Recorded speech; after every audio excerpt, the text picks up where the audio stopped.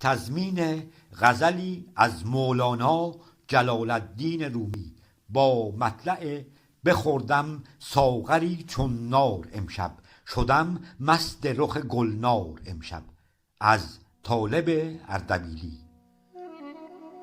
کنم دوری من از اغیار امشب، که دارم با تو صدها کار امشب. شنو این نکته را ای یار امشب، بخوردم ساغری چون نار امشب، شدم مست رخ گلنار امشب.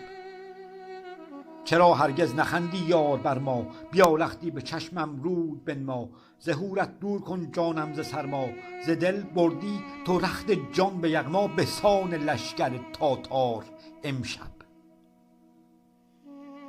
چشم از دل ز ظلمت اینک خواهم، دهم لیکن تو را شاهی و جاهم. تو چون شاهی کنون ای روی ماهم، بخواهم ریخت امشب هرچه خواهم، ز گرد سینه ام افگار امشب. گرفتارم کنون در کار عشقت، فروشم جان چو در بازار عشقت. رسد هر دم مرا آزار عشقت، چو مستم ای صنم بیمار عشقت. همی جویم ز تو بیمار امشب. نبیند دیده ای چون من به مستی، به خود گویم به مستان شاه هستی.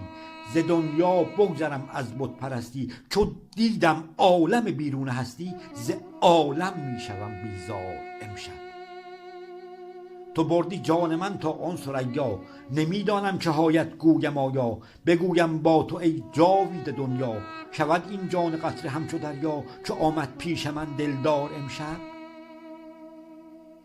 چو قوم عشق اینک ما برآییم، کنون تا کاروانی را برانیم.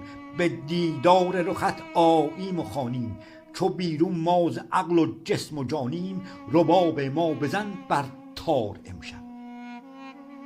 تو ساقی درد در جام و قدح ریز، تو ای طالب از آن خواب گران خیز. بیا با شعر تا با عشق بستیز، ز جام شاه شمس الدین تبریز. مشو ای دل دمی هوشیار امشب.